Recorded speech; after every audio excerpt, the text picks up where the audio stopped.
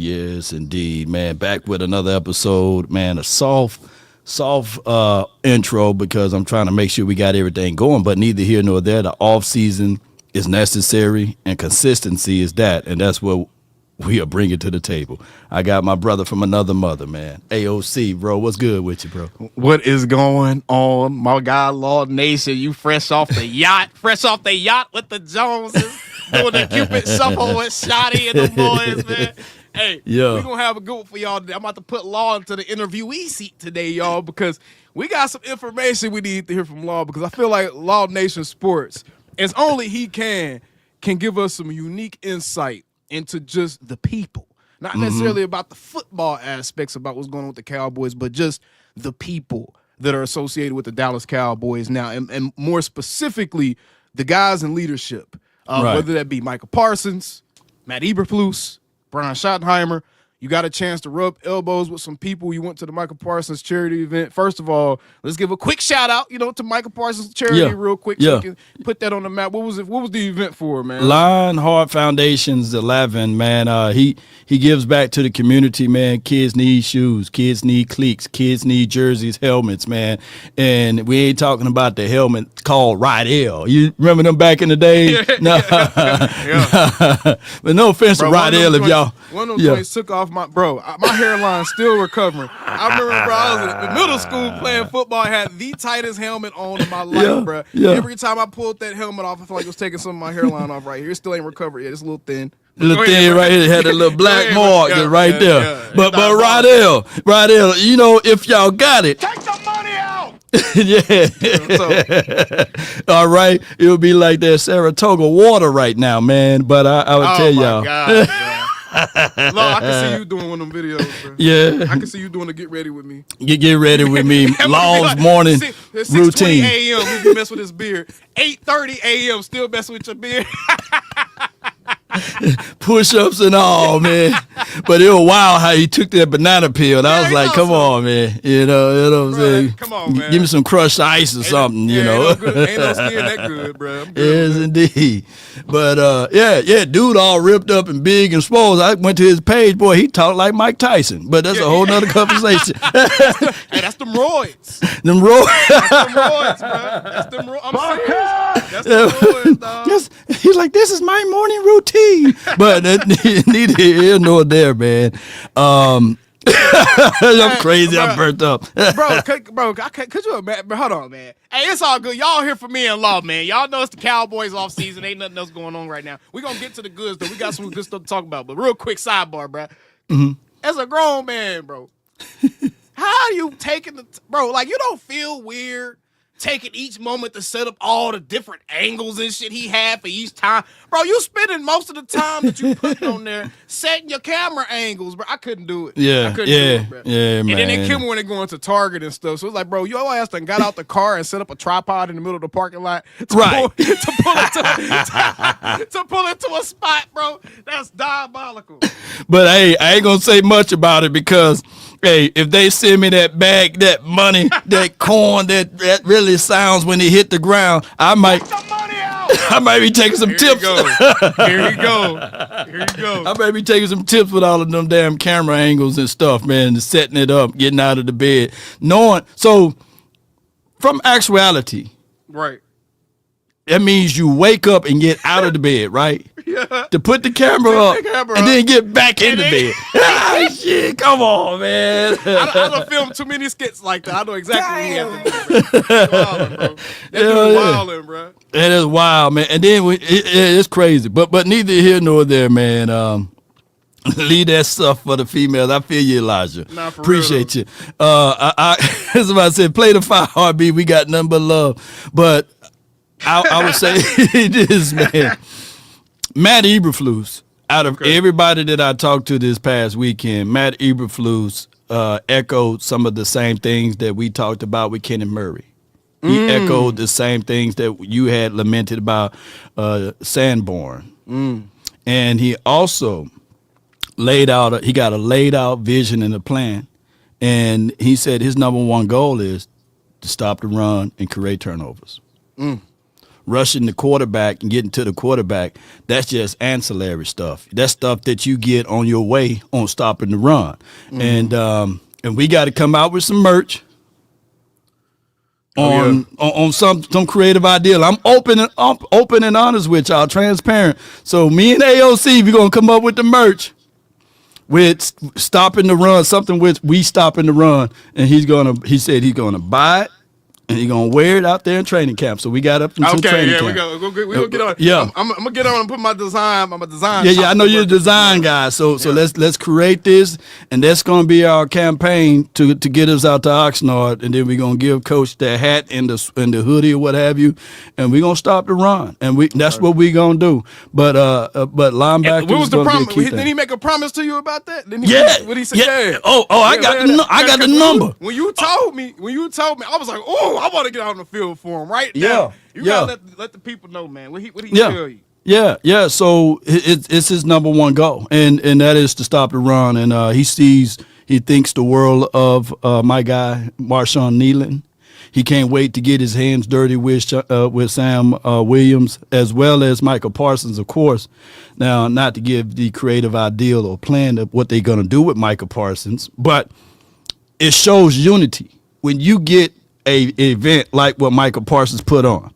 And not only do you have one coach there, normally you get your positional coach there, but they got some of the keyest pieces there, your head coach and your defensive coordinator. Yep. So they ain't going to go there to not pay Michael Parsons. So there could be a situation sometime this week or next week and beyond that we hear the breaking news that Michael Parsons is getting this deal done. Yeah. And we're going to discuss that a little bit, y'all. I know y'all in the chat, man. Y'all have been – stop the damn run. Y'all have been on our ass about the contract stuff. Is that too boisterous? That's too that's trademarked already, ain't it? Is that trademark already? Gotta be already. It got to be some small to fit on the shirt, though. So we can come up with like a 2-word, some 2 words. Yeah. But Go ahead. Damn, I lost my train of thought, man. Hey, man, shame on him, then. Send him to the gulag, then. Send C. Nick to the gulag, then. Damn. What was I talking about, chat? What was I talking about? I don't know. You about to say something. I done had too many sleeps. Get some coffee in you, man. Man, for real. I need some juice. What was I talking about, y'all? I don't know, man. I'm my own street. Yeah. Oh, yeah, Parsons deal. Okay, yeah. So, with that, and we're gonna circle back around. This ain't no structured show, y'all. You won't right, freestyle. First Take Clown Show. Yeah. We're gonna circle back to it, but people gotta understand because people have been on our ass about, oh, maybe you got fed bad information. Maybe such and such and such and such. Maybe it's not a bad information, y'all. Mm-mm. It's not bad information. There are 3 parties involved, and again, I haven't even told y'all 90% of what I actually know about the situation.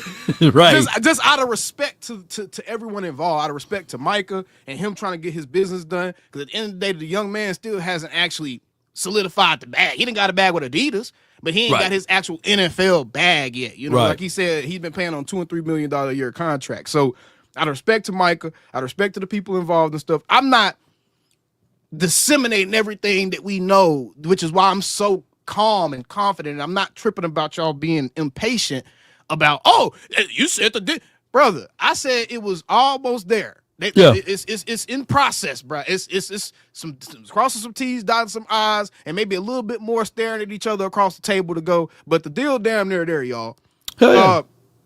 There's 3 sides to this situation. Facts. It's not just Micah and the team, y'all. And it's never just the player and the team.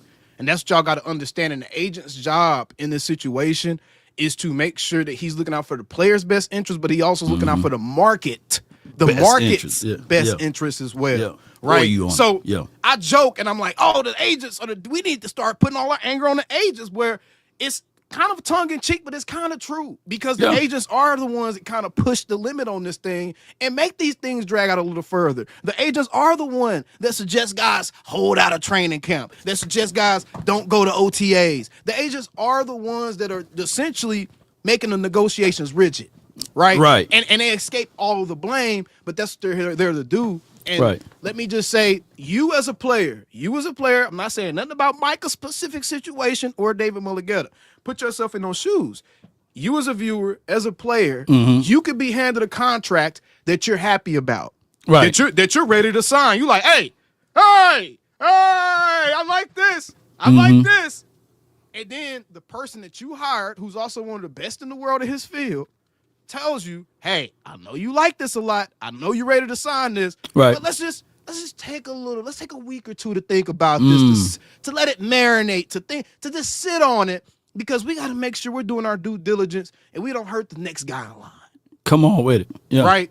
So a lot of you guys, just patience. The most important thing is we know it's getting done.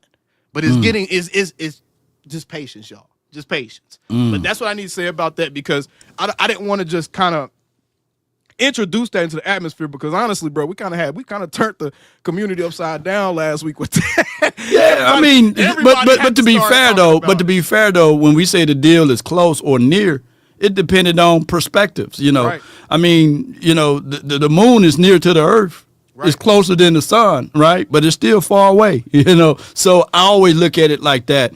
And then we got to understand, like you're saying, what would be the purpose of his agent to get the deal done now? There's no mandatory training camp right now, and he let them sit on the deal for a little second. And I'll never forget, man. It's just like anything. I'm using the words of Mike McCarthy. Just like anything.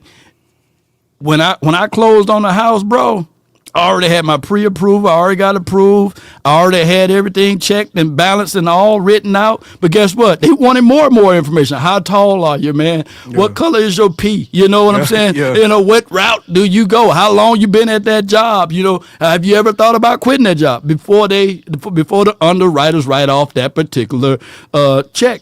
To give me to close on a house, and people who purchase the house understand and know what I'm talking about. They want to know, what's your mama and them name? Do you have outside kids, inside kids, and beyond? Come on with it. Speaking of person's houses, y'all don't want good old AOC living in apartments and caves and stuff his whole life. So if you could and if you would, go ahead and tap that donation button at the top of your live chat there that you see, so that way I can put my family in a house as well. Right. Law, I hope to have those very same issues, hopefully within the next year here. Okay, come on with it, man. The Cowboys Nation then showed a lot of love to your boys, so hopefully within the next year I can be making that next step, bro. But come on with it, man. So shoot. What you're saying is right on point, though. Keep cooking, keep cooking. Right. So the agent is always out there, and sometimes when you're trying to close on a house or you're trying to get the deal done, sometimes you rush it. And I paid about $10,000 to $15,000 more than what I should for the house, right? But it was the ideology that there was more people at play. So sometimes you got to give, and what I'm talking about is concessions, right? So if Parsons literally he wants to get this deal done, but his agent David is telling him, like, hey, every player's a Ryan Shazier hit away. Every player could lose in everything that they really built all of their career up to this point. I got to make sure that your guarantees are in order. I got to make sure that your contract is not disrespectful. I got to let you know, be where your feet at on this deal, but I got to tell you the foreseeable future. And we're not out here trying to give billionaires discounts. Right. You know, that's not the nature. And if anybody think I'm lying, who's willing right now to give Elon Musk a discount? You know what I'm saying? Right. Like people got to understand that the football is three parties to it, and Parsons' deal will get done, by the way, because of his assurance of how he's saying that he wants to be here and he wants to do X, Y, and Z things. But the deal can't be disrespectful for not just him, but for the market. Right. And I think that that's kind of why sometimes this thing takes a little bit longer. And for those people that are like, you want to be super team friendly. If you wouldn't want to be a team guy, just fire your agent and just sign the deal yourself. Hey, man, let's not pretend like networking and the networks that certain people have available to them isn't important. Let's not pretend like a guy or a player or an athlete or anybody that needs an agent, that employs an agent, developing a bad business relationship with one of the best people in that field, let's not pretend like that wouldn't have, extenuating circumstances that would hurt them down the road, whether it be a network connection loss, whether it be it's harder to find a quality agent now because a lot of the times you see a lot of these top group guys, they roll together. They're going to roll together. They're going to look out for each other. They're going to have each other's back. They're going to talk to each other about what type of deals they're trying to get done. What they trying to push the market to. Oh, we trying to get this kind of money? Okay, you on the, okay, yeah, this is what we're doing. These guys work together. So it's illogical to think that a player is just going to fire a guy just because he's trying to be so team friendly. When the guy that you're trying to get him to fire, he hired to look after him, to have his back. Yeah. So it's like, we got it as a fan. That's why I say as a fan, bro, unless you're able to really take your emotions out of it and you're good at meta-analysis, you really shouldn't need to be getting involved in the weeds with all this stuff, bro. Because it's too confusing. It's just too confusing for the casual person. You know, there's too many layers to really take into account. Yes, indeed. Getting back to the kind of impressions thing, so you kind of talked to us about Eberflus a little bit, right? Mm-hmm. Talk to us about Eberflus. Shotty, did you get a chance to speak to Shotty at all? Yeah, I got a chance to speak with him. And what I wanted to do is just embrace the fact that the Cowboys, we've been talking about culture. And I let it be known. I said, look, man, me as a diehard Cowboy fan, I'm tired of the bullshit. I need for us to get erased all of this, that the Cowboys don't have culture stuff, right? Or good culture. And I wanted to emphasize, like, events like this, you showing up and the defensive coordinator showing up, and it shows continuity with the players that's here, and those are guys like Chauncey. He was on his way out, but you can tell by the face of Chauncey, like, I'm leaving, but I wanted to stay. But, man, I'm here to support Micah Parsons. So I slid over there and said, hey, Tyreek Hill, come meet Shotty. You know what I'm saying? I'm networking. I'm doing what I'm supposed to do as a diehard Cowboy fan, right? And when I got a chance to see Von Miller, I said, hey, Von Miller, hey, do you know Shotty? You know, so I'm doing my recruiting phases, but I was letting him know that we do have a good community here. We do have a good culture, and it starts with you. You set the tone. You set the atmosphere. Let's see what we can do. And then he agreed. He said, yeah, I heard all of the news. I heard all of the noise. And what we're going to do is definitely have friends and family on Saturdays. We're going to have something whereas all of our individual groups make sure that they at least once a week hang out and have that camaraderie. And I think that that's going to be able to get everything together.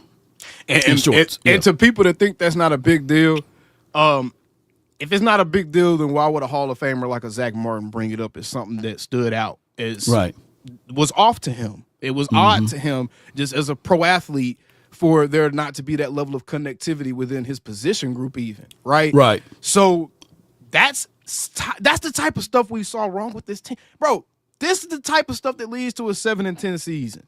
Right. This is the type of stuff, like not having that connectivity to small stuff, not having your coaches, like really having players around them to believe in them.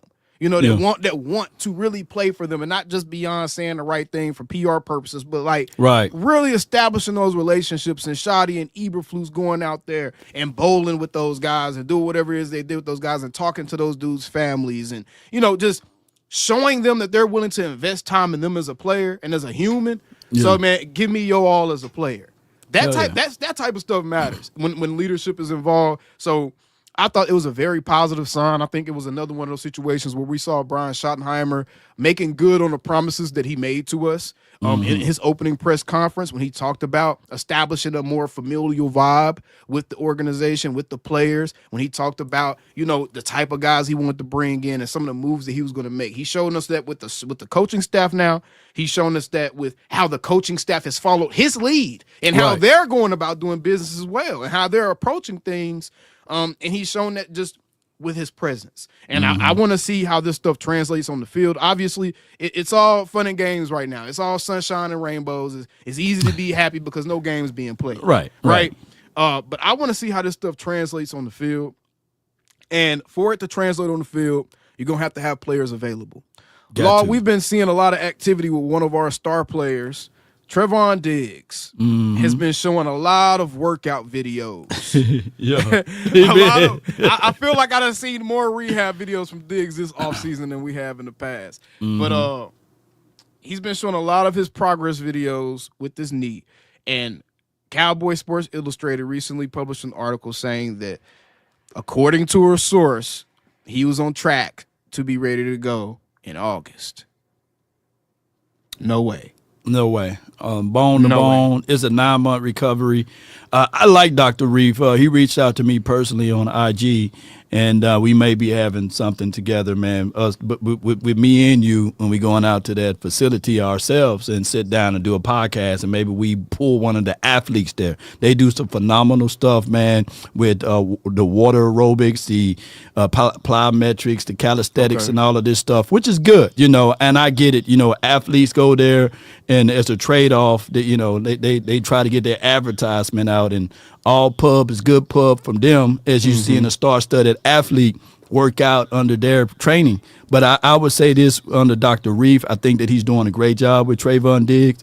But when you're talking about a cornerback, and this is no shade, Mama Diggs, I know you follow the channel. Just me put some cover over it. Aiden Diggs, Stephon Diggs, all of the Diggs. I dig what y'all be doing, but at the end of the day, I got to keep it real. Yeah, we ain't got no reason to have an issue with y'all. We got no reason to have an issue with Trevon or any. I mean, Trevon stays to himself most of the time. Like, so this ain't. We just trying to talk ball and just being realistic as fans of the team and trying to offer insight. You know what I'm saying? Give real analysis and kind of prep the minds of our fans for what's to come, man. So I hope all the best for Trevon. I hope he can return to form. I hope his recovery is speedy, but being realistic. But being real. Let's be real.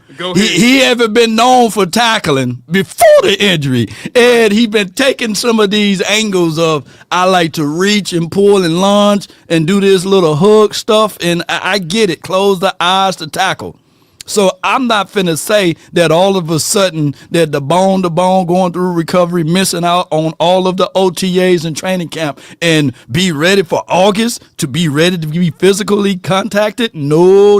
And the first thing, if I'm pulling as a guard or a tackle or either as a wide receiver, sometimes they hit low, Right. And I don't want players to be making business moves out there, and especially when you got somebody full head of steam. So I would like for us to slowly bring Trayvon Diggs back into the fold. I'm shooting for late November, early December, or hell, next season. Or if we make a deep run in the postseason, maybe, just maybe. But I'm not finna buy into this. I'm not finna buy into this, letting Diggs play week 1 and missed all of training camp, and we seeing that, that half-hearted tackling and stuff. Nah. So that's why I'm big on making sure that we go get Asante Samuel Jr.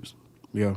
Or go into this draft and drafting a Trey Amos or drafting a DB that can come down, hit and feel, an aggressive guy that we can put into the system and get things rolling, or Stephon Gilmore to a degree, bro.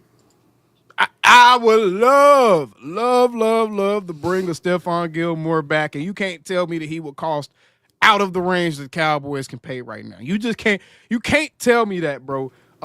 And to kind of go along with what you just said, Louisville cornerback Corey Thornton. Shout out to Justin M from NFL Draft Network. Louisville cornerback Corey Thornton is among one of the cornerbacks that the Cowboys have taken interest in. Can you present that to him? Corey Thornton. Okay. Do you have the ability to present? It's a DM. It's a DM. Oh, it's a DM. Oh, okay. Yeah, but I'm about to look up his profile real quick. No doubt.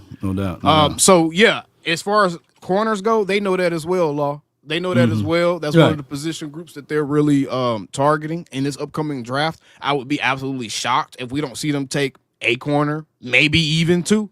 Depending on what if they don't bring a veteran corner in, I would not be surprised at all we see them take 2 corners in this draft.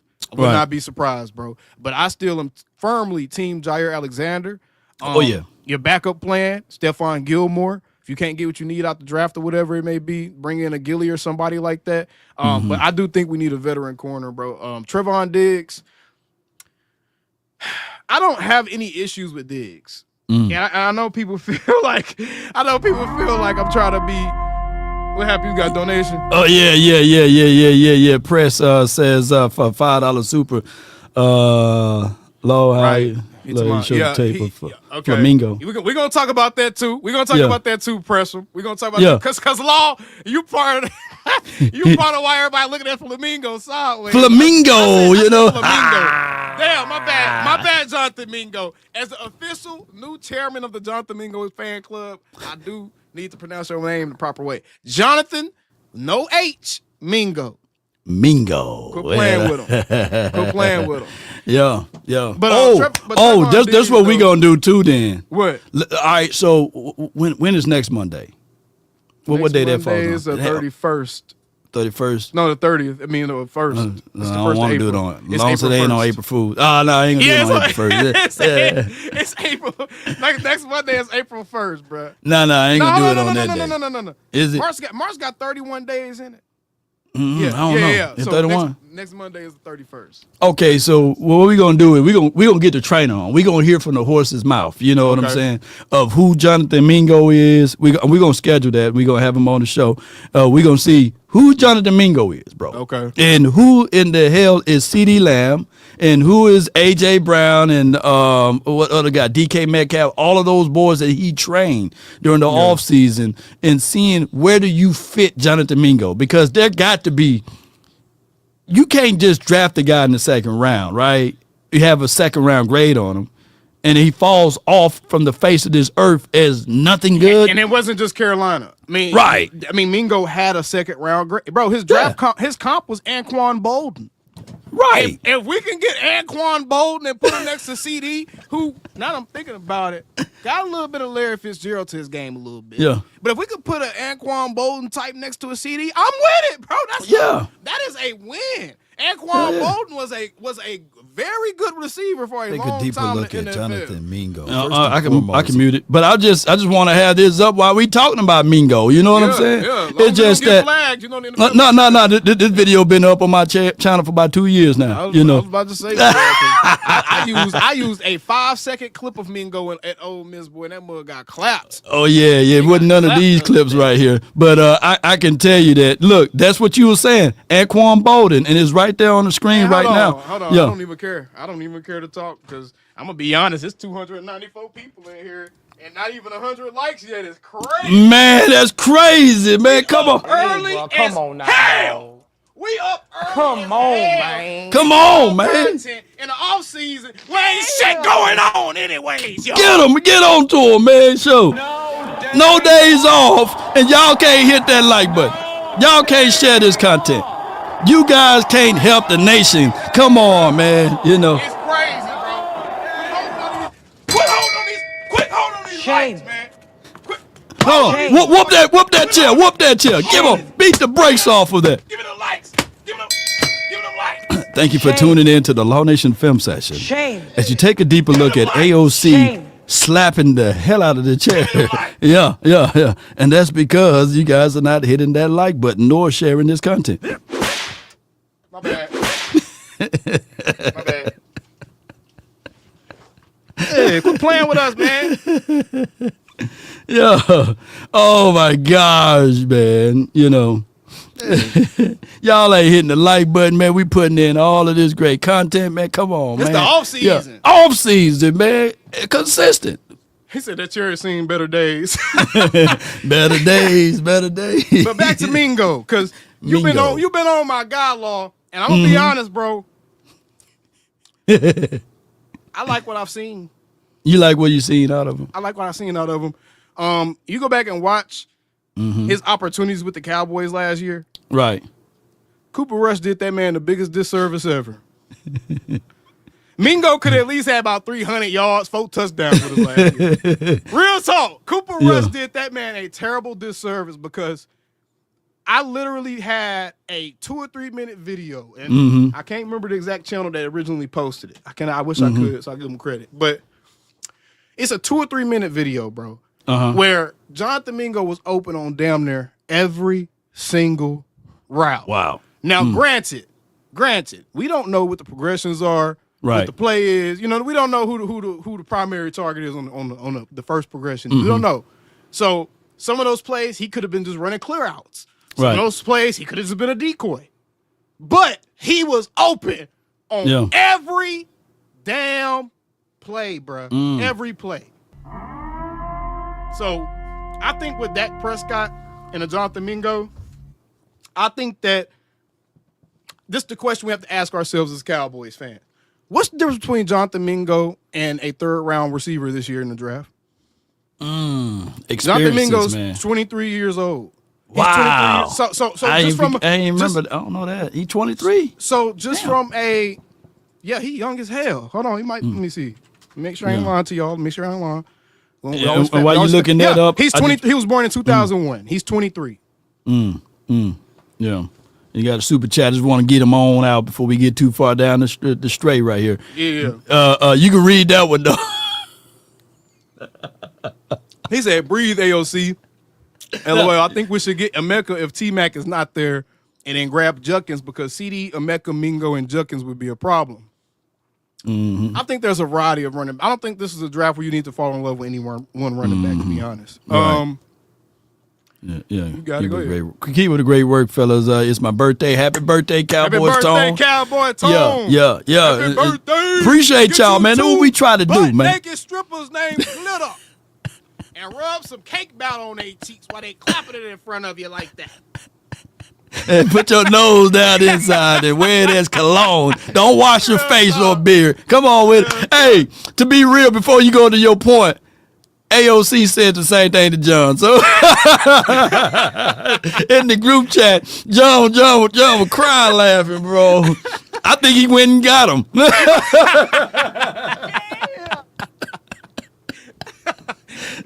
John went and got them too. He's about John Minnesota, y'all. But John Minnesota, yeah. But keep going. But with Mingo, bro, he's a prototypical receiver. He's like a prototypical X. He is like the size 6'2", 220, muscle bound, freak athlete, runner. I think like a 4. I think his time was like a 4.46 or 4.5 or something. Yeah, but it 4.4. It was fast. It was fast for his size, bro. Mm-hmm. And his draft profile, if you actually look at his draft profile, bro, the knocks on him were stuff that was honestly fixable. Not getting his head around quick enough on seam routes. And, has good feet but doesn't have the quickest feet. And it's like, okay, who cares? Does he get open? Can he use his body for leverage? Like, how is he with his body positioning? And I just don't see why we're judging Jonathan Mingo when his rookie season with the Carolina Panthers, people don't realize that man had 2 different head coaches his rookie year in the league. Yeah. And we're judging him based off of what he put up on film in Carolina. Yeah. And then what he put up on film with the Cowboys with Cooper Rush at quarterback. Cooper Rush, man. And I can't wait to see if I can find that clip of what you was talking about with all of those open passes that he had. I posted it on my channel. I can hold on. Let me see if I can find you the actual, because I remember somebody. Yeah, man. So that's dope, man. If we can just look at this, and we're not hyping up Mingo, but what we basically saying is give the man a chance. Yeah. You know, and there could be either ways that can happen. I'm hyping him up. Screw it. Hype him up, then pump him up. You know, because like I just asked y'all, what is the difference between hyping up Jonathan Mingo and hyping up one of these 2nd or 3rd round receivers in this year's draft? Oh, I get where you're going now. I see what you're saying. Yeah. Seriously. Okay.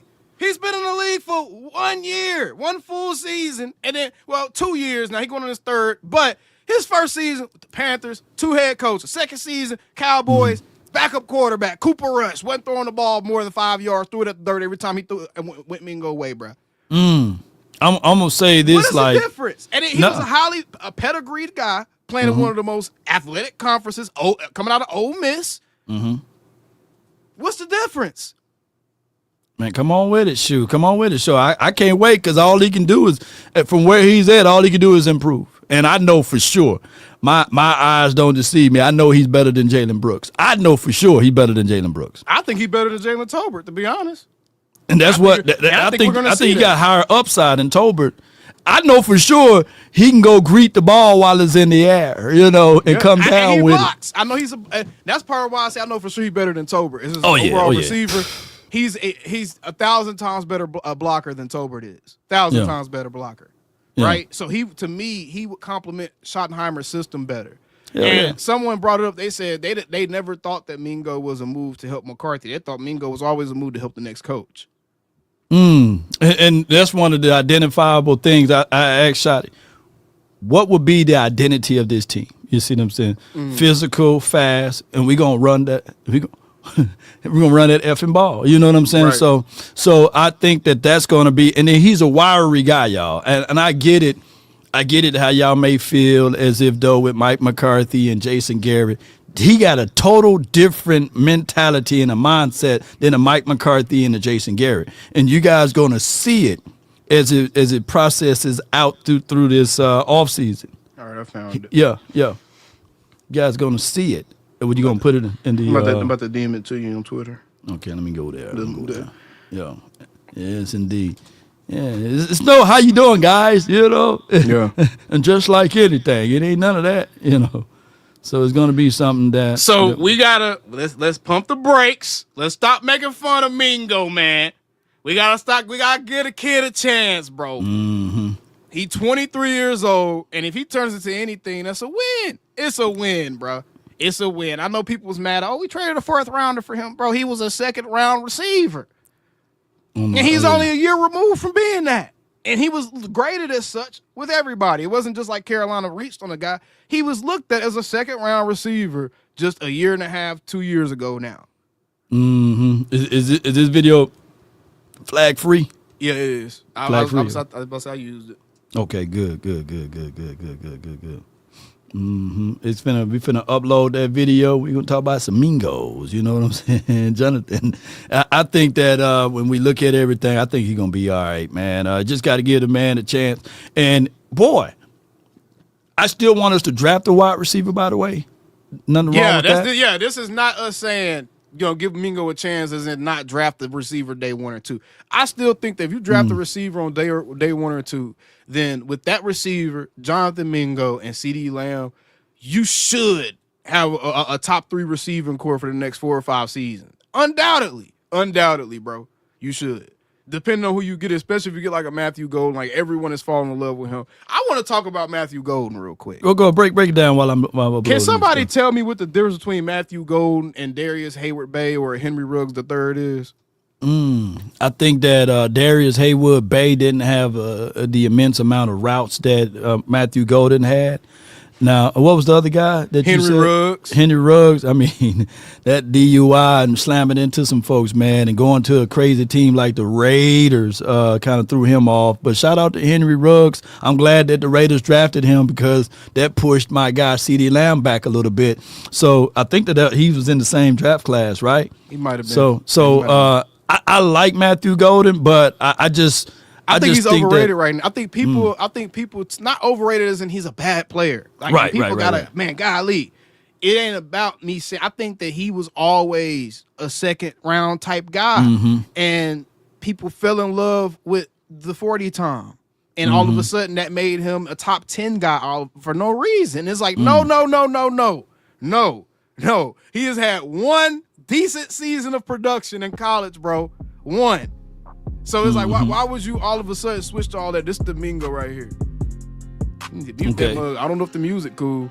All right, no doubt. Yeah, I'm about to say, but I ain't use the music. But okay. This is Mingo right here, bro. Mingo number 81. You will see on most of these routes, and I highlighted them on there. Most of these routes, quick releases. He's not wasting a lot of time at the line, dancing with dudes and nothing. He making a couple. Look at that, bro. And then the ball way behind him. Yeah, he'll open that up. Yeah, hit him in that window. Immediately, bro. That's a touchdown. That might be a touchdown. You ain't lying. Clown the pocket. He did that's underneath. Okay, let's see what he did at the top. Yeah. I'm telling you, I like his routes, open, man. Bro. Yeah, I say his routes clean, quick, precise. I mean, he's getting open quick as hell, bro. Yeah, he forced that was a good hitch right there. He could have got that hitch. Okay, let out. Cooper's missing him, dog. He is missing him bad. That's him down the field blocking. I feel like that was a clear out right there a little bit. Yeah. Look at him and CeeDee. He could have him in that pocket right there. Yeah, CeeDee too. Right. Yeah. Oh, and then he's physical at the top of his route, guys. I'm telling y'all. Look at this. Look, wide up. That's a touchdown. That tub right there. Look, this is a touchdown. Look, touchdown. Nope, missed him. I promise you, I'm going to take this video. We're going to do a more in-depth analysis of this one. Man, I appreciate you for showing me this one. Ooh-wee. I'm definitely going to do a more in-depth analysis of Mingo. And this is what I know. I know he's in good company. Look. Here. Look at Jaja Binks in the comments.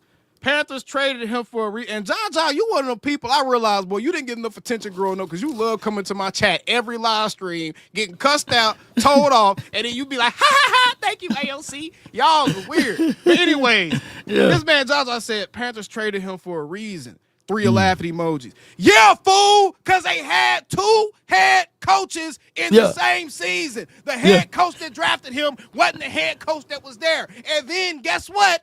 A new head coach came in the next season. And he didn't want him. And he drafted his own receivers. Yeah. And they traded DJ Moore for a reason. They traded DJ Moore for a reason too, huh? They traded CMC for a reason. Let's keep moving. Yeah. CMC too. Yeah. Let Steve Smith go. You know, the real wide receiver. We should be basing how good players are off of Panthers front office movement. That's what we should be doing, right? Yeah. Panthers haven't been any good since 2015. Come on now, man. So, on a serious note, though, Jaja Binks, we gotta stop doing that type of stuff, bro. Yeah, we gotta stop doing that, man, because that's the short-sightedness in those type of takes is what Law just did to you. Panthers traded him for a reason. They traded DJ Moore, traded Christian McCaffrey, Brian Burns. Come on, man. They've traded a lot of really good players as well, bro. It's because that's a team that is perpetually rebuilding. So anytime it's a 2 or 3 year stretch and that rebuild ain't looking like it's going the right way, they just reset it immediately. They just reset it, bro. And so they're going to get rid of those players, try to get any value that they can for those players, and try it again. That's what the Panthers are doing right now, man. Stop basing how good players are off what other teams are doing, because that's making me feel like y'all think all these other front offices are just super geniuses or something. They not, bro. They not. Sadiq says, give Mingo a chance, Cowboy fans. We are not saying not to go get another wide receiver. Just give the man a chance, you know? And that is exactly what we've been saying.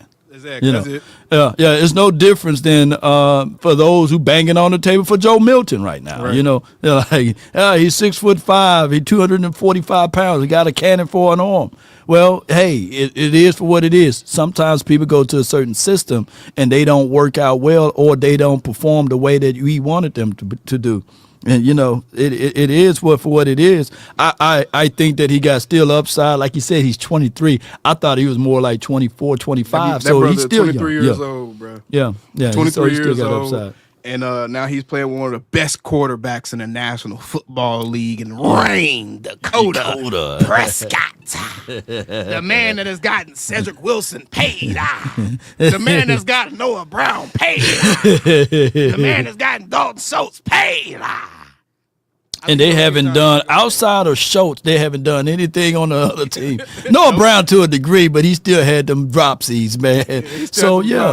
Yeah. People don't even know who Cedric Wilson is now. They don't even know what team he on. What team he on right now, y'all? Y'all didn't know. I think it was the Saints last time I checked. I think it was the Saints. Speaking of the Saints, this is another perfect segue. The draft may very well be falling in our favor, young Law Skywalker. Can you pull up a draft order for us real quick so we can look at for the live audience? So you want me to pull up now? Yeah, the draft order, just the draft order. Like like Tankathon. Okay, yeah. Let me pull it up. Ladies and gentlemen, there's some movement happening, and this is why it's important you pay attention to free agency outside of just your own team. There's some movement happening with a couple of teams that are drafting ahead of the Dallas Cowboys that could very well have some picks fall in our favor a little bit, right? And what moves am I talking about exactly? The one move I'm talking about first and most significantly to me is the New Orleans Saints signing Brandon Cooks. Okay. Why was that important? Because the Saints, with Kellen Moore there, were one of the teams that you were very worried about a Ted Arroyo McMillan falling past. Yeah. To me, if Ted got to the Saints, he was probably going to get taken right there. That was just my opinion. Now, they just went and got Brandon Cooks. Now they have Chris Olave, Rashid Shaheed, and Brandon Cooks in that receiver room. To me, that made it to where their receiver position isn't necessarily a first-round need position anymore. Right. Because you have 3 guys that are going to get playing time. Rashid Shaheed and Chris Olave, those are their 2 guys. You add Brandon Cooks to that, you just kind of added a log jam in that room, especially if you plan on adding a number 1. And I don't know if I see Brandon Cooks deciding to sign with the Saints if he has an inclination that they're drafting the receiver in round 1. Because why would you sign there knowing you're not going to play? You You see what I'm saying? Yeah, I'm seeing exactly what you're saying now, man. So we got the 12th, the 44, and the 76. So what you're looking at now, by the Saints doing that, they may go with a different scenario. They may go defense instead, which they probably should, but they may go defense instead. They got the Tyler Warren. I could see them doing that. I mean, they got the 3 receivers. I could see them doing that now. I honestly could. Let me see what they do in the second. So they go with Tyler Maxwell and then Jalen Milroe. Ooh-hoo-hoo-wee. And Savion. That's a good-ass draft for them. That's a good-ass draft. Yeah. Hey, goddamn. Kellen Moore. Kellen cooking with this one right here. Yeah. If that happened, that's a real good one. They still got them wanting a receiver, but they pushed it down to a 4th-round need now. 4th-round need. And this is what they got the Cowboys working with. They got it with Kevin Banks, Travion Henderson, and then Jack Beck. Yeah, Don't start that. I already know. I know how you feel about that's a nasty draft. Yeah, it's cool. It's cool. It's not a bad draft, but there's nothing to be excited about with that draft. Like, that is a true football. You have to have football knowledge to really appreciate that type of draft. Because Jack Beck is not going to be a name that jumps off the page, but he's probably the best. He's probably the best receiver. Is he better than Mingo? Is he better than Mingo? And that's the question. Yeah, That's why I just asked you what's the difference between Jonathan Mingo and some of these 2nd and 3rd round receivers. That's why I asked you that, bro. Dog, it's crazy. We really do need to prepare ourselves for the idea that if a running back falls to the Cowboys in round 1, if Genty is there or they feel confident enough to take Hampton there, we really need to be thinking about the idea that they may not draft a receiver in round 2, bro. They really not. It really may not. Because I can see them looking at Jonathan Mingo, and then a Trey Harris is right there, and they're like, damn, that's damn near the same guy. Damn near the same guy. I can see them looking at a Jonathan Mingo and looking at a Savion Williams or looking at an Eric Ayamanar or some of these other guys and being like, I like Mingo's tool set better. Now, let me just say this, and Cuddy, I know you've been following the channel for a minute, but this is not us pandering to the front office. I don't know why people we can't have objective conversations without it being like pandering or something, bro. Right. And Trey Lance, man, he only had about 10 games in college, y'all. You know what I'm saying? And it was like he had high upside, but he didn't have a lot of college experiences. But he had a live arm. And they thought that they was going to look at him since he worked with Pat Mahomes' trainer, you know what I'm saying, that they thought that they caught something, but they didn't. And that's what happened with the 49ers. And he was going into his last year of his 5th-year option, so they traded him off for peanuts. And the Cowboys made the knee-jerk decision to go and grab a Trey so that they can use that as leverage against Dak Prescott. That's what it was. I think that Mingo is a whole different situation and scenario. This is not – Mingo can't be damn leverage for a CeeDee Lamb contract at the time. You know what I'm saying? Or to simplify this thing to a degree, whereas this is leverage for Jalen Tolbert. I just feel as if, though, they had a 2nd-round grade on him, and they took a flyer with a 4th-round draft pick for him, even though he was dog water to a degree in Carolina. But for those, there are people who said that he made strides, but the problem is with the fact that when you have different coaching regimes, they may not know how to utilize him. And he wasn't even dog water. That's the other thing, bro. Carolina had the 32nd ranked offense in the league. Everybody terrible. Yeah. Everybody on the team was ass. Besides Chuba, maybe. That's it. Chuba. That's it. Everybody, everything concerning that offense was bad. It was 32nd in the league. You don't put that on a receiver. You don't put an offense ranking 32nd on a receiver, bro. And he wasn't even a number 1 receiver then. Yeah. Like, I don't know. Did you look up what happened to Miles Sanders? I know injuries came, and I know when he went to Carolina, it was coaching staffs. Come on with it. Keep break it down, because this could be we could be hitting something. It's the same shit. It's 2 coaching staffs, bro. Miles Sanders went there. Frank Reich started the season off as the coach. He was fired like 6 games into the year, bro. He was fired almost immediately. Frank Reich is the guy that was there that brought Miles Sanders and drafted Jonathan Mingo and them boys, bro. And then he was fired. And then the dude took over that's not even that the interim coach took over that didn't even end up getting the job, I don't think. Then they hired Dave Canales or something like that. Yeah. Yeah. So it's like when you have that many different people, we have that many different chiefs leading a group of Indians over the course of a day, you are not going to have all three chiefs on the same page. All three chiefs going to have their own ideas what they want to do with their tribe. Yep. Yep. And so you get a whole bunch of players doing this. Yeah. Yeah. Just swirling around, swirling around with that. And it goes to this point right here. People probably would think that Chuba Hubbard is trash. If the Cowboys would have picked up Chuba Hubbard, they'd been like, he trash, Carolina, That's why they got Rico now over there. No, Chuba Hubbard is pretty good. And people would think that he's mid, but he playing for Carolina, So it's just for what it is, y'all. And Chuba Hubbard, we'll see what he do, but nobody really following and paying close attention to the Carolina Panthers, by the way. Just to be real with y'all. No, real talk. Is where people go to die. Because don't you think Baker Mayfield right now, if you put him back in Carolina, will he be flourishing? Or Sam Donaldson? Again. Yeah, he probably like Baker. Didn't Darnold stop there too? Yeah, both of them was there. and they look way better now. Way better than what they looked there. So it's like, bro, what are we doing? Why are we judging people off of, bro, Carolina was a cesspool for a couple of seasons. They didn't even like the number 1 overall pick that they chose. Remember, there was drama going on because apparently the owner's wife is the one that chose Bryce Young, and the coach really wanted C.J. Stroud. It was all kind of stuff going on with that situation, bruh. So Carolina was a cesspool. We can't judge any of these guys off of that. And to my guy that just said Savion Williams is a better prospect than Jonathan Mingo, where do you get that information from? What makes you feel that way? Why? I mean, what is your basis of thinking? Because according to NFL.com, they see Jonathan Mingo as a better prospect if you actually compare their scouting profiles. They say Jonathan Mingo will eventually be an average starter. They say Savion Williams is a good backup with the potential to develop into a starter. Yeah. So where are you basing that off of? Man, You see what I'm saying? So it's like we jump to these conclusions and we get these ideas. I mean, and Mingo's faster. Mingo ran a 4.46. Savion ran a 4.48. So I mean, Jonathan Mingo got better hands. Savion Williams, that's his biggest knock is his hands. Man, the new Swede, that's bad. The new Swede's gonna always feel good. You know what I'm saying? They're gonna always, always gonna highlight the new ones, man. Just like I want to encourage y'all, all of the draft experts and all of the people that have been doing this stuff in the draft. Check their homework from last year.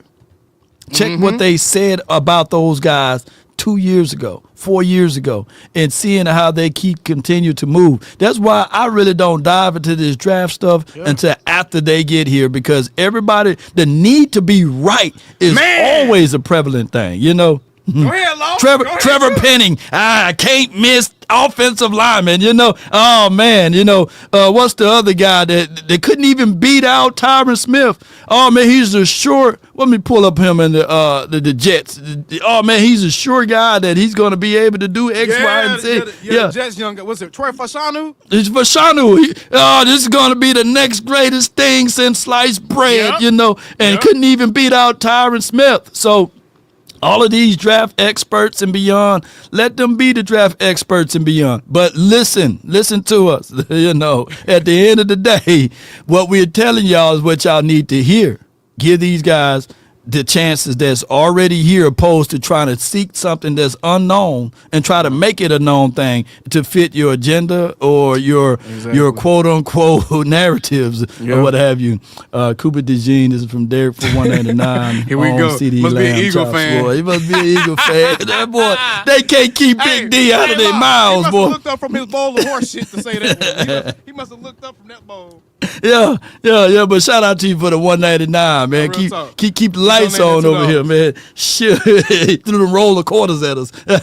J. D says, sorry, y'all can't buy Mingo yet. I just don't. I mean, it's not even about thinking that the guy's gonna be like this pro. Like, it's like, what is there not to like? I guess my thing is like, okay, you're not gonna buy him, cool, but like, Right. what reason do you have to be like out or down on him? Put it like this. What game did Mingo showed you that he looked like at least Andrew Booth out there on the opposite end? You know, you can't find me that game. Like, what game did we show that it was Mingo's fault that he couldn't get open, he couldn't get separation? Like what? Because we just showed you 2 minutes, just 2.5 minutes full of him running routes and butt naked open, bro. Yeah. So why is this all of a sudden a Mingo deal? You know, like where is it his fault? Like what he could have done better? What did Mingo could have done better in this situation? Right? You know, let's just be real. We're gonna be real with it. All right. So what did Mingo could have done better? What? Hey. What he supposed? What more? That's what that boy said. Hey, tear his ACL. He about to tear his motherfucking ACL, bro. All right. So what did it say? What more do you want from me? You know, he was already Tyrese was already giving that lady $15,000 a month, and she wanted 40. You know what I'm saying? And he was like, "What more do you want? What more do you want from me? What more? Why you need an extra $15,000 or $20,000 more a month? You know, what more do you want? You know, like how he's supposed to make this catch? Nobody. It wasn't nobody he was helping. Whether it was CD, it don't matter who he was throwing to. He wasn't helping them, bro. Look at the location on these balls. Hold on. How is Savion gonna catch that, dude? Hey, them 2 extra inches, man. He's 6'4", so he might be able to stretch out a little bit more, man. That's about 10. That's about 10 inches. Yeah. Hey, and this is not me gaslighting, hyping, and all of this stuff, however y'all want to go. But how can he get better? How can we get him better than that?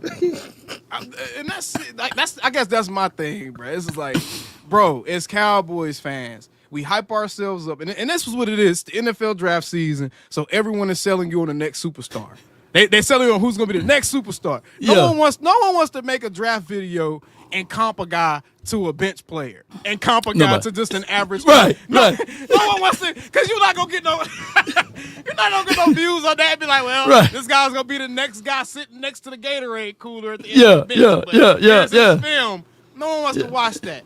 So all of y'all have been hyped up to believe that every player you're seeing is going to end up being the best version of the player they could possibly be. Like, so we look at Savion Williams' film, we're like, that's Calvin Johnson. That's Megatron out there now. He's 6'4". That's Megatron.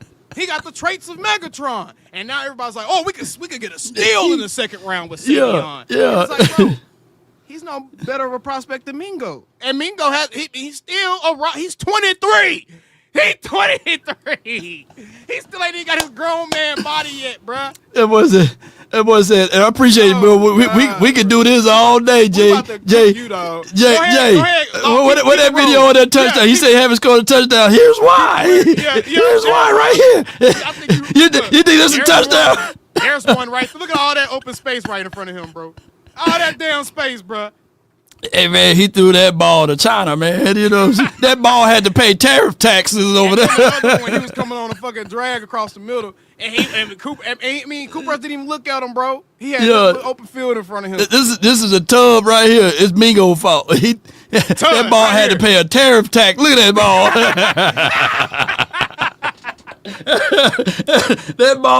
that ball literally. He haven't had a touchdown in his young career, according to my research.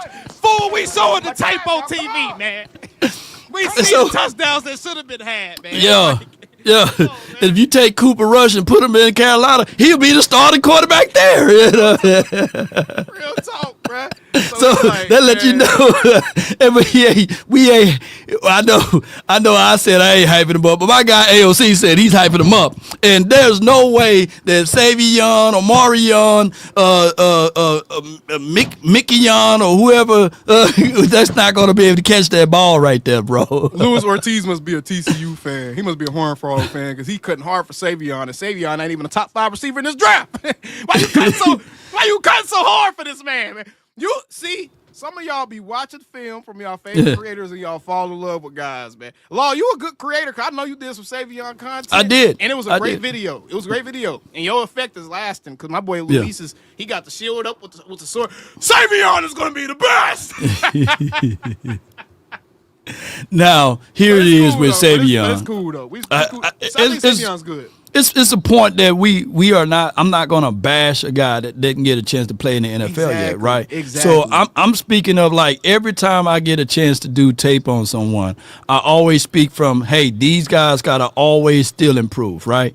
And Savion, one of the things that I did say in that video is that it's going to be a project. They throw him at Wildcat. He can throw the ball too. He can catch in between. He can do a whole bunch of stuff. But at the end of the day, we don't know whether or not it's going to be transferable. And that's why he may be in the late second or third. Some mocks got him dropping all the way to the fourth. So it's the area of the unknown. There's no sure move with these draft picks, by the way. At all, y'all. If it was, everybody would have picked Tyreek Hill. Everybody would have picked Antonio Brown that was in the later round. DeRon Bland would have went in the first, you know. Not for real though, Sam. For real. Y'all keep arguing and sending a lot of them donations. Mingo's quarterback his first year. Arguing. I promise you he'll be better under Dak Prescott. Yeah, Sam, I appreciate you, man. And I get it. Right now, y'all can be the negative Cowboys or the ones who say, I'm real because I'm calling it how it is. You know what I'm saying? But there are more chances. If you are a Cowboy fan, you would have been right for 30 years, 30 seasons. If you said, man, the Cowboys ain't gonna win no damn Super Bowl, you would have been right. But do you really want to be that person? You know? I mean, and what good does it do? What good does that do? Are you inviting that guy to your tailgate? Is a better question. Are you inviting that guy over your house to watch the game with you? Yeah. Are you inviting that guy out to an event to watch the game? To a draft party. That's like you telling your kid, he ain't gonna be no damn good. You ain't shit because I ain't shit. You know, don't do that. You know, don't say. Look, bro, I kid you not. I saw a video of Rihanna on the stage cracking up singing. Just terrible. You know what I'm saying? Like, it had a. Somebody go get that cat off the stage. You know, you ever see the cats at night? But somebody saw the potentials and they believed in her and they put her in choir and they put her in performing art schools and stuff. They paid attention to what she can do. She's a billionaire by now. You know, she's a billionaire. But imagine that person who's supposed to be supporting her say, "Hey, girl, you trash. You terrible. You know, don't give her a chance." Right. That's how I look at it. I could be 1,000%. I mean, at the end of the day, time is gonna tell. But the way I see it, bro, it's all about the psyche that you take and the commitments you make as a fan, bro. Like I'm saying, as a fan, what good does it do you to try to be right? I mean, unless you're on TV getting paid to be right, what good does it do you to be so, I guess, obsessed with trying to be right about everything? What good does it do you to be so negative and to want things to go wrong so you can be proven right? Because some of y'all, whether it be media, local media members, whatever it may be, bro, some of y'all have gotten to the point to where y'all are sniffing y'all own sense so much that y'all forgot about what it means to be a fan. Y'all don't care about being a fan no more. Y'all will say something bad about a player on the Cowboys, or y'all will predict something negative for the Cowboys. Right. And then try to reinforce your prediction. No matter what the news is, you try to twist any and everything to fit your prediction or to fit your narrative that you're trying to make. And it's like, bro, you care more about being right than being a fan. You don't care about being a fan no more. You just want to look right to everybody. It's like, we don't care, bro. We're here for the Cowboys. Who cares if you're right, bro? We don't care. Who cares if you was right about us not winning the Super Bowl? Guess what? We had a good-ass time drinking beer, tailgating, eating nachos, wings, kicking it, laughing, crying, shouting, doing all that stuff during the season. That's what we did. Yeah. That's what we did, bro. I mean, if you was going to be negative the whole time, why even watch it? Why follow it? Why keep up with it? Why care? Why care? Why care? And then why also try to convince everybody else to be negative with you? That's the other part, too. Everybody be wanting people to, like, it's like misery really loves company, Law. Misery really loves company. So my guy, Sean. Mingo Ole Miss stats aren't terrible. He had one real year of production at Ole Miss. You know who else has had one real year of production? Sean Bean. I'm pretty sure you probably ready to hype up right now. Matthew Golden. Go look up his stats next. I was just gonna go with something like this. Hold on, let me see why that damn thing ain't showing. Hold on. Go look up Matthew Golden's stats next, Sean Bean or SE Bean. Yeah. 1 year. Yeah. And matter of fact, go look up all the receivers that are being. Guess who player this is? Yeah, it's true. Who is this? Who is this? And they'll cut away a spleen and a whole bunch of stuff to get this Ole Miss receiver. Who's this? AJ? DK Metcalf. Oh, okay. I mean, Exactly, precisely. You know what I'm saying? So, exactly, so my guy's stats, Mingo stats better than DK. I was about to say it was better than DK. Yeah, better than DK. Better than DK stats. And this is fact though. But it's the traits though. DK had the traits. He had the traits, and a team seeing that, and that's also that people understand, bro. That's the difference between college and the NFL. I'm glad you just did this comparison. That's the difference between college and the NFL. I'm not gonna respond to that yet. Hold on. Okay, I put it down. College players are it's easier to fine tune a system in college to accentuate a player's strengths. It's easier to put a Savion and Wildcat and move them around and do it. But y'all got to realize, bro, NFL teams, for one, these teams have players on their team already. They built their team around. Right. So the players that they're drafting have to fit a specific mold, a specific role for that team. And that's why sometimes you can see great college players, but they're not great NFL players because they don't actually do that role that teams need very well. They don't actually exceed at that specific role. That's why Cam Scatterbull is such a hot topic right now, because he's one of those type of players. He's like, okay, he dominated in college. Peyton Hillis did too. Peyton Hillis dominated in college.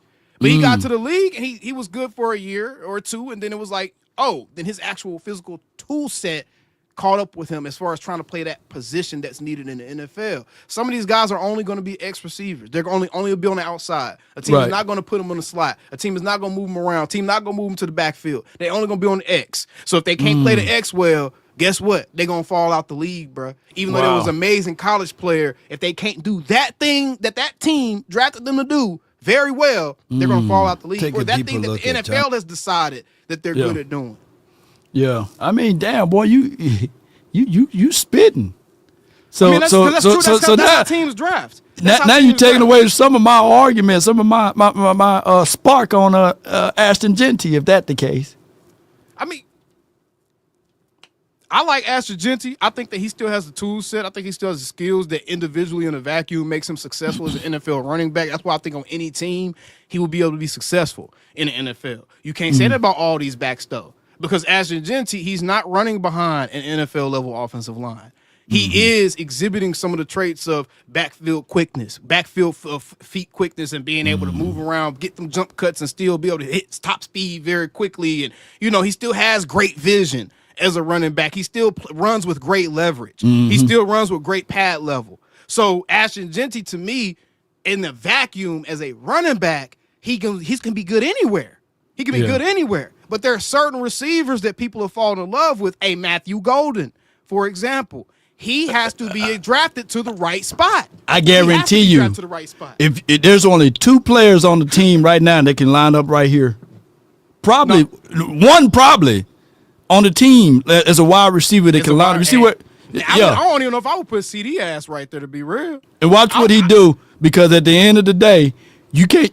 I see they tried to put Jalen Tolbert. They tried to put Jalen Brooks right here. They did Jalen. They put Jalen Tolbert in a similar position during training camp. I remember the specific video during training camp. Jalen Tolbert was literally planking in the air. Halfway through the play, he was sideways in the air. He was off the ground and he was sideways. And I was like, oh my God! Anytime you see a dude with both feet off the ground, he's supposed to be blocking. That was a terrible rep. Y'all watch this rep. We only got one guy that can do this right now, and that's Mingo. Flo might can too, but Mingo has done it. Look. Coming face to face with a linebacker, and then went to the second level, got another one. You don't have nobody else that can do that right now. You ain't putting CD there. You're not putting Brooks there. You're not putting Tolbert there. And you don't want to put CD. CD might be able to be physical enough to do that, but you ain't won't want to put CD in harm's way like that, man. You don't want to, bro. You don't want to. So that's you thought his shoulder was bad last season, boy. For real. Yeah, for real. Yeah, that's what people don't understand, though. Jay Diz just said, final thought, listen, don't wish nothing bad on Mingo, but he just got to prove it. I think that can make him viable. Shout out to y'all, man. Well, I'm glad I'm glad you kind of coming off the super negative take with it, bro. I think just with a lot of these guys, You just kind of got to wait and see. But what I'm trying to tell y'all is we can't fall too much in love with a single prospect in the draft because at the end of the day, regardless of, because it's been week to week, bro. Now this is the Matthew Golden week. Before this, it was all about Ted. Before this, it was Genty. Before this, it was one of the offensive linemen. Before this, it was Walter Nolan. So it's like every week people change. Like they just jump from player to player to player. It's like, bro, are y'all actually looking at what these NFL teams going to be asking those players to do and whether or not they can actually play that role in the NFL, bro? Yes, indeed. So because you can look at a guy with 1,200 receiving yards, but if all those receiving yards came in a specific way, or they all was on fucking go routes because he playing in an air raid offense, that shit don't translate to the NFL, bruh. He not gonna be able to catch 1,200 yards worth of go routes, bruh. He not. Yeah. So that's why all the stats and shit, bro. You gotta actually look at the player, not the stats. What separates Mingo? He can line up inside the slot and on the outside as the X. If you draft a Matthew Golden, you want to put him inside so he can have two-way goals, but on the outside, and we know that he got the speed, the 4.29 speed or what have you, but most of the times, in a situation, some of the times that don't translate. And I'm not saying that he will be trash here, but what we will be doing, hey, this is how you can utilize and use them, but you better not put them inside, and that will be the situation far as for what we've seen out of Mingo on that play right there. If you're trying to do heavy runs, this team, if you think about it, Schotty, DK Metcalf, what did they do? They ran the ball. And the identity of this team is we're going to run the ball. We need big, burly, strong wide receivers that can play that short to intermediate routes, that can be a good blocker down the field, and that's what we're looking for. And I think that's what they're looking for as well. Yep. I think that. And again, I am the official president of the Jonathan Mingo fan club, so yes, I am slanting positively, but why not? I'm a Cowboys fan. Why should I feel the need to slant negatively? For who? I ain't trying to impress none of you mofos. If you ain't a Cowboy fan, I don't care about your opinion anyways. So that's just where I'm at, man. I want to get this guy a chance. We kind of talked about the Diggs thing already, briefly touched on the contract situation. I mean, at this point, we're really just waiting on the Cowboys, see what the Cowboys do, Law.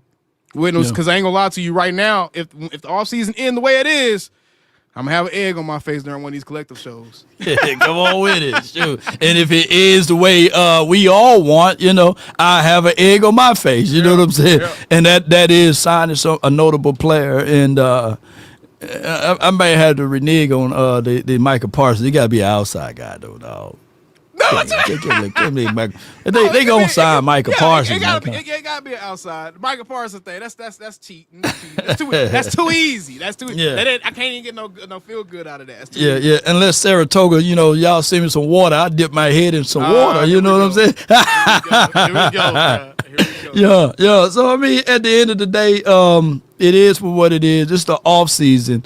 I get it. We can be contrarians, but at the end of the day, we are fans of this team, and fan stands for fanatic. It's short for fanatic.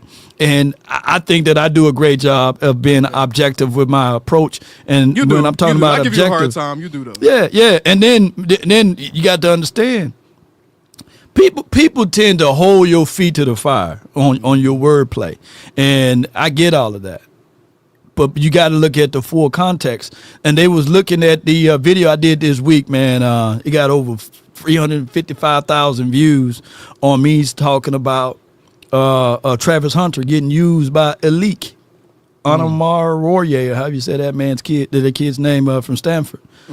I was trying to make the analysis of Ashton Genty where people cherry picked and said, well, he didn't play well against Penn, and Penn didn't allow a single 100-yard rusher all the way up until they met Genty, so you can't just cherry pick these sorts of things and say, well, Marion Hampton, he played in a stronger conference, and he run all over Florida State. Florida State wasn't even ranked this year, bro. Trash. It wasn't even ranked this year, but Oregon was. Oregon was ranked top 10, I think 7th or 5th in the league. Yeah. You know what I'm saying? College league or what have you. And the same guy that people said that he can't do that against real competition ran 192 yards on them. And that's Oregon, Right. But it is for what it is. I think Oregon, they got up to like 1 or 2. Oh man, come on, hell man. no. Oh man. I hope that's the girl in the picture, but that man got 9 inches in his name, man. Take that off the screen, man. Hey, bro, come on. I feel violated. Oh hell Come no, on, man. Oh my God, man. I hope he sent that to your chat. Oh, no. My chat. Oh hell. That was yours. You gotta read that one. Hey yo. That boy. Hey, That's gulag right there. Sadiqa sent him to the gulag. That sugar pay. He threw a roll of quarters at you. He want to knock the ring. Well, Angie, where you at? You know, I see Angie all day today. Angie, we done ran Angie off. Angie, come back here. Hey, AJ. Please come home. AJ. I do want to send a message out.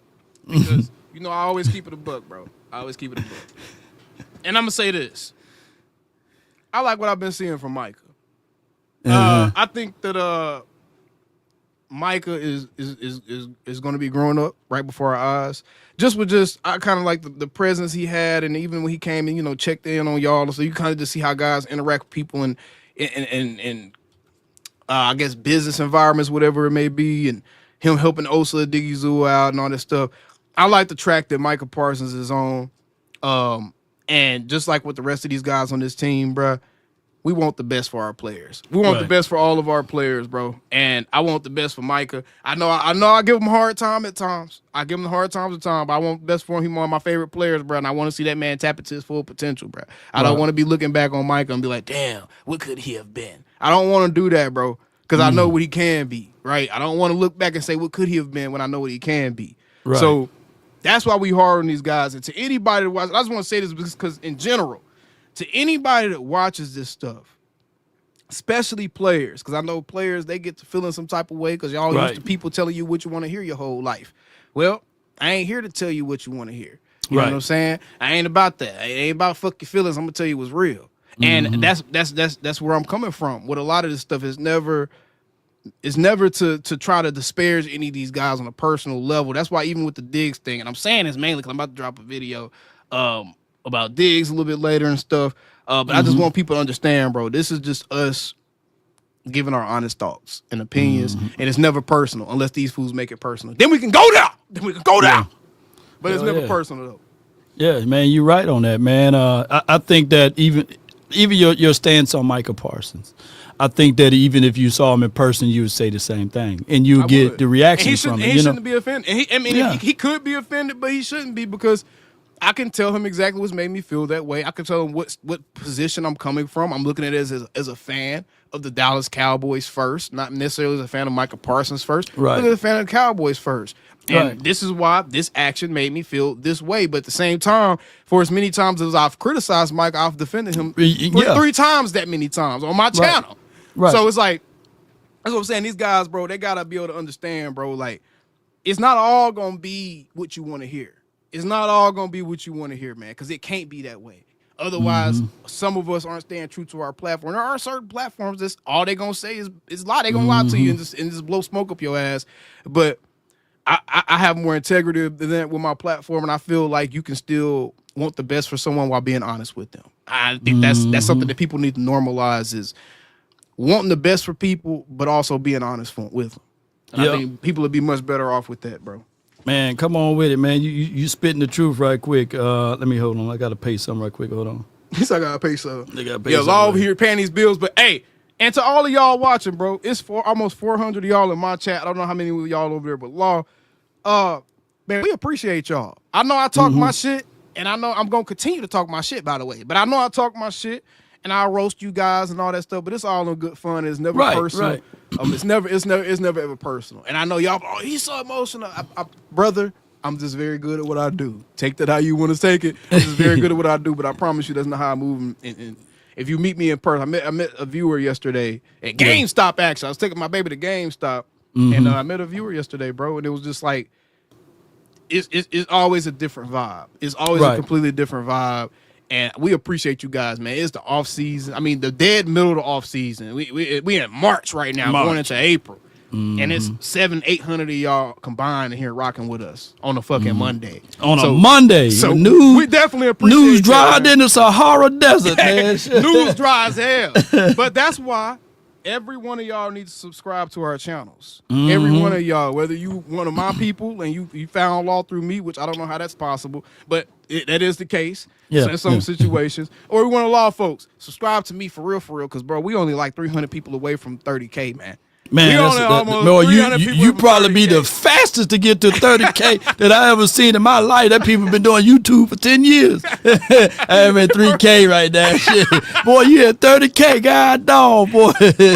Got that boy got that speed force. And trust to all my other creators out there. I hope this motivates you. Because trust me, I got a list over here on this wall, people's names with different milestones. I'm like, checking you off, boom, past you, boom, past you, boom, past you. I'm only in competition with myself. Right. I just want y'all to know that. But all love to y'all, man. I think we gave y'all an hour and a half of good content, man. Start y'all day off the right way. All love to y'all. Appreciate y'all support, man. Be sure to leave a like on these videos, subscribe, follow us on Instagram, Law Nation Sports, all over the place. TikTok, Instagram, Twitter, YouTube.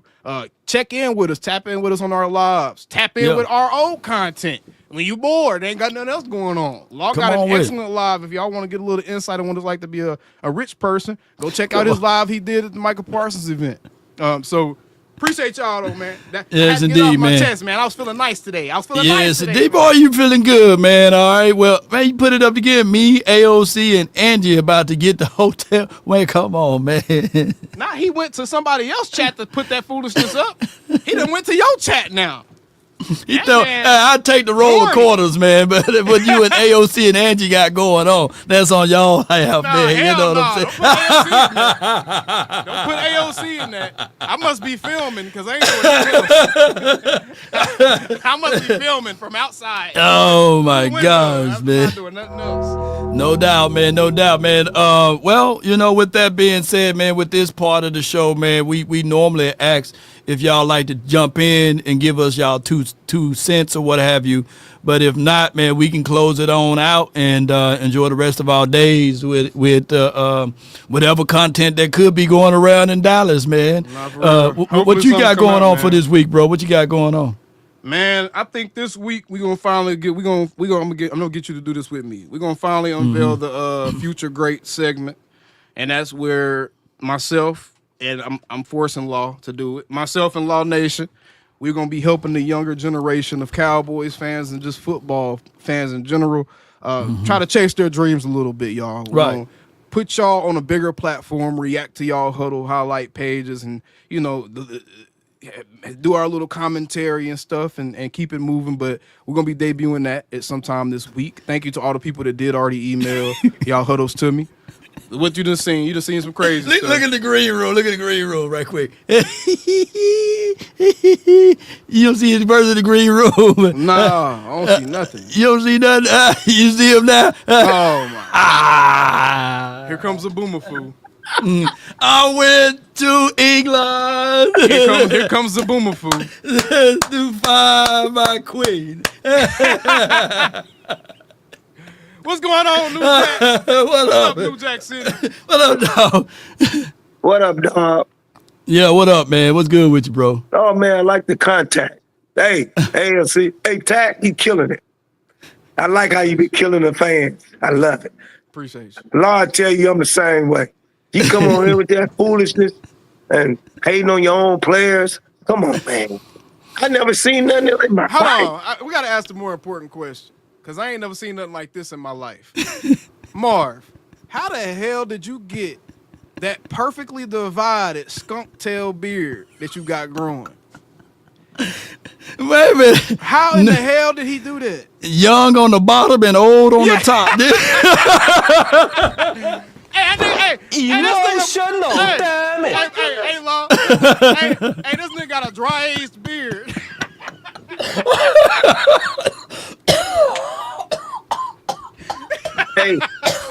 Hey, you gotta let that wisdom grow in. It really dipped in Beijing. How did you do that, man? How's that possible, man? That is crazy. I ain't never seen that beard growth pattern before in my life. That's unique, bro. That man ran out of Just For Men halfway through the process. Nah, I just I let some of that gray stay in. You know what I'm saying? And let the gray stay in. A little Beijing underneath. Okay. I got some salt and pepper, man, boy. I could With wear that salt all and pepper gray. season. I could go all gray, but I said, let me. A lot of ladies. New style. They like that. Man. They said, You said the ladies like that, Marv. What's your signature move with the ladies, Marv? What's your signature move? just be nice, man. Just be nice. Just be nice. No whoremongering. Yeah. Okay, I'm in yeah, the truth. yeah. You gotta remember I'm in the truth. So nah, they gotta be. You know, if you married, marriage is honorable. Honorable, yeah. Ain't no So you only girl. go out to married women? No. That what you said they gotta be married. House home record. I'm saying marriage is honorable. If you gonna go with ain't no such thing as girlfriend and boyfriend. Okay. Yeah, okay. The other people talk. That's high school. That's high school, middle school. You know. Yeah, we ain't gonna get into that because we start talking that you'll get banned. So you can't talk about that. Okay. You can't talk about that. Where your glasses at, man? You last time you got the glasses on, man. What happened? He doing that Emmanuel Acho. He sniffing his fingers. You know he was doing. I'm about to go to take my physical. You gotta take your physical. Yeah. Oh, good luck, bro. You gotta do that physical colonoscopy. Oh, well. You say you gotta do a colonoscopy? Is that what you just said? Bro, you keep that one to yourself, man. Yeah. I would have just said something else, man. You know. I didn't know you had to get a vacuum on, put up your ass. I already did it, but that's why Three finger Marv. I'm not doing it. I'm saying they just give me the test scores. That's all. The test scores. Well, hey, man, we praying for you, bro. I hope all is well. You know, I know. Okay. I passed it, but I'm just doing another blood, all that. You know, you got to stay. Okay. Yeah, you got to stay. Sure your body, your temple. Yeah, stay healthy. So your message today is, fellas, get checked out. That's an excellent message. Excellent message, man. Bro, get tested. Get tested. You know, the two receivers, Mingo could block and Flournoy. They both could block. Flournoy? Yeah, Flournoy. Yeah. And they fast and powerful. You know what I'm saying? Hey, and like you said, these fans don't know football. Okay. You don't know how these other receivers, and I was telling Law, there's so many dangerous receivers in this draft. They could go, like, your boy, what's the receiver that he might get cut? Brooks? Yes. Because if they bring that Tennessee receiver here. I think he is. I ain't gonna lie. I don't think he's gonna be on the team next year. I think he's getting cut. Because Flournoy gonna make it, and Mingo, and then that big receiver. It's two from they playing the SEC. You're gonna lose one of them Jalen's, bro. Because to me, they give you too much of the same thing, in my opinion. I think they're too similar. They're too similar guys, in my opinion. The Cowboys going for big and fast and power. They're clearly trying to upgrade the size. They're clearly trying to upgrade the size. Of that run and the speed. Like I say, go watch attack. Go watch it's a receiver that played for Auburn. He run a 4.3. That was in the. He's like 6'3", fast, powerful, and the receiver from Tennessee. That look at that! Woo! God damn! All right, Marv, you got hard, nigga. Hold on. Wait a minute, Marv. Marv said, "Woo!" Come on, Marv. Them boys, them boys been lifting. Hey, boy, Marv, them boys Marv jumped out his skin. Marvin's still telling about that honey goat weed over there, boy. Shit. Yeah. I'm saying, what them boys taking? You know about? I'm like, what the hell? Law got the women in my chat cutting up. I know. Hey, man, pause, but Mingo built like that too, though. Mingo is, though, he built like that too. Pause. Yeah, pause is necessary. Get that shit off the screen, Law. I just let Marv get it. Moist. I let moist Marv get it. Now, hey, Law, not me. Hold on, man. That's for the ladies. Hold up. You the one that said, "Ooh, baby." Not like that, Lola said, I'm messing with you, Marv. I'm messing with. Saying Marv got him some wolf kitty. Hey, I'm saying, shoot, that make me want to go to the gym, get yoked. Go ahead, Mark. I keep going. Oh shit, hey, man. you get yoked, you might be able to rub that skunk tail across some of them females, boy, in that gym. Yeah, the tickler. Yeah. Look at y'all. Hey, y'all got wives. Yeah. Don't y'all got wives? Okay. So, y'all gonna get a whooping. Hey, your wife gonna watch this. She gonna tell you. my wife in the other room. She probably hear me cutting up right now. She gonna give you a scholar. Ma, I'm LD. You know what I'm saying? So I don't get no whooping.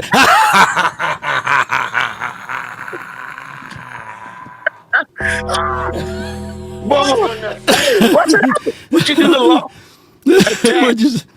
What you do to law today, man? You got law going crazy. Nah, man. Hey, that's law, bro. Don't blame me for none of that. Don't blame me for none of it. I get blamed for enough. I don't need to be blamed for this. Man. Hey, Law, man. Did y'all see that? He talking about that Stanford game. Did you see that Colorado State, that big receiver? Elite. When he embarrassed the Colorado corner. Yeah. I mean, most people out of context, when it's out of context, it's going to look that way. Just get back to football. Hunter was coming off of a spleen that was kind of like torn in pieces, right?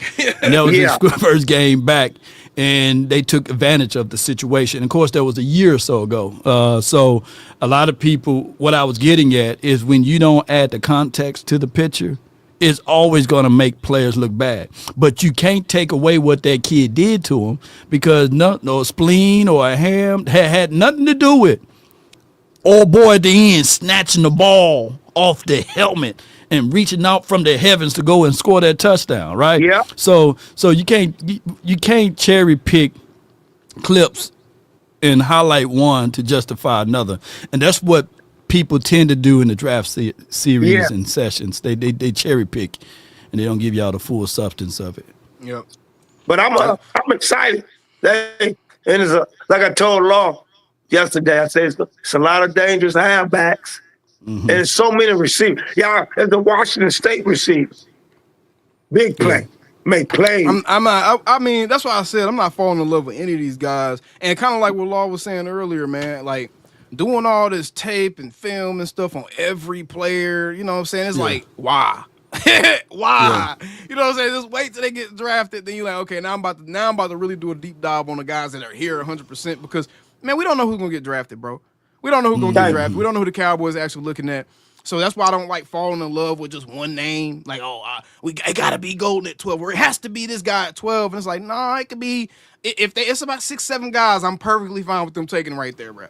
No, same thing with the receivers and running backs. There's about 4 or 5 running backs. If we came out this draft with any of those guys, I'm perfectly fine. I'm perfectly okay. Either one we get, I'm going to be happy. Like I was telling Law, I love the Ohio State halfback because he could take it to the house. Yeah. I want explosions. I want somebody to take it to the house. Javion Henderson. Yeah. And that's the other thing. Everybody talk about who compliment. Oh, this player compliments the Cowboys the best. Man, what the hell does that even mean? Half of y'all don't even know what the hell that even mean when y'all be saying that. Because if it compliments the Cowboys the best, you got to understand what is the system and philosophy of what Shotty's going to do. You got to know exactly what the hell Shotty trying to do to say, oh, this compliments the Cowboys room the best. You don't fucking know. You don't know. Hell yeah, don't know. You don't know. See, you said the main thing earlier. You say they be watching other contents, and that's how they get their information. Instead of doing their own voice. Homework. They don't do their own homework. But in closing though, Marv, I just want to tell you, man, it's always a pleasure, man, talking to you, man. But if you ever cut that beard off, bro, I just want you to reach out to our sponsors, man, Atlas, the House of Atlas, man, and be sure, man, to use this 5-blade, man. It won't have your face like a Nestle Crunch. It's gonna be smooth. It got aloe in it. It's gonna be good. No skin irritation for the nation. So be sure to reach out to my partners, man, and you can get 15% off of your blades, man. Come on with it, bro. Long. You know it's a law. We can't cut our beard out. I know, man. And, you know, the wise, but you want to trim around it, you know. Just underneath. That's it. Just underneath, you know. Can't cut it off. You gotta remember, this is the Messiah. Jesus. Okay, all right, Messiah. All right, Amos over here, boy. AOC, for real. The Israelites. Behold, how good and how pleasant it is for brethren to dwell together in unity. It's like precious oil poured upon the head that went down to the beard. You know? I smell mothballs up in this. Don't never cut that beard off, Lord. But appreciate you. I won't cut it off, man. But appreciate you for jumping in, bro. Any departing words before you go, bro? All right, my last. How about them Cowboys and big head, jug head? Here my you little go. brother, my little brother, AOC, big head, jug head. We love you, brother. I roasted your ass on the way in. I'll let you get it on the way out. Yeah, he won. Yeah, I roasted you on the way in. You got it. You got it, man. Appreciate you, man. This Bob, man. Always the king of the random promos. But man, since he's the only one jumped in, bro. Any departing words from you, bro, before we get things going? No, man. You know what I'm saying? How about them Cowboys? Y'all better subscribe. Help us get them numbers up. That's it. Man, come on with it, man. But before we go, man, I want to appreciate all of y'all for y'all support. And if you are driving at the moment and you swerve a little bit, if somebody hit you, let me tell you what you need to do. It starts from the first phone call. Most of the time, you're going to talk to Gene Burkett, a 30-year partner. You're not going to talk to some employee that just got put on the phones that day. There are things that are so crucial, especially if it's a cataclysmic event, to have our experts get out and look at the vehicle, witness statements, photos, the whole thing. Call Frankel first. Chosen by the people, feared by the insurance companies. Call Frankel first. Yes, indeed, man. They are some great lawyers in the heart of Dallas, and we trying to move the needle with them on some more projects down the line. But be sure to reach out to our partners, man. Frankel and Frankel Personal Injury Lawyers. They wouldn't take advantage of you like those insurance companies or Diddy. Or that dude that's in the chat, you know what I'm talking about? Going to for real, hotel he tripping. Yeah, he tripping. I'm about to call Frankel and Frankel. Do they handle stalkers and stuff like that too? Man, or just personal injury. Man, just a personal injury. So if they stalk you enough, man, and they find you at your job, you make sure you trip and fall there. You know what I'm saying? Yeah, I trip and fell running away from him. I'm suing his ass. Sue the hell out of them, man. Hey, man, it's always a pleasure, man, to listen to you, bro, and I can't wait to see what we got down for the rest of this week. Hey. We waiting for that good news, man, and let's go. At this point, this weekend we got an event with Osa. Hopefully, he can get us all of us there. You know what I'm saying? It's gonna be at the Omni on Friday. So if you got a clear schedule this weekend, AOC, I do. Let them know I can. Yeah, I hit you up. I hit you up, man, and we've been talking glowingly of you, Osa. Not for real though, Osa. Hell, I was one of the people defending your contract. Yeah, you defended the contract. I was like, hey, y'all watch out, my Osa worth more than that. Hey, yeah, get us a seat at the table, Osa. You know what I'm saying? But DC for life, not for short. Find and follow me at lawnationsports.com or find me at Law Nation Sports under all of those handles there, and you will see my face, name, or logo. And also AOC, man, we doing 2 shows this week. With the Cowboys Collective, we have John Machota, Machine Gun John, and this is what I really like, because out of all of the years I've seen John Machota do his work, you, on the way that you are so boisterous with your demands and the way you articulate yourself, got that man to open up, man. Yeah, y'all look, nobody's seen that side of John, man. Yeah. And so I love it, Yeah, it's dope. It's dope seeing that, bro. Hell yeah. So we're going to seeing that. Yeah, it's good to have somebody in our corner. And appreciate John Machota, man. Salute to him. Sir. We're gonna check get him out on the Athletic. Yeah. Yeah, the Athletic. Y'all be sure to click on them articles, man, and share that stuff, man. Help my guy John out, man. Not saying that he need it, but he is one of the best out there in the business. DC Love for y'all, life. Man. Love y'all, man. DC for life, not for short. Yeah.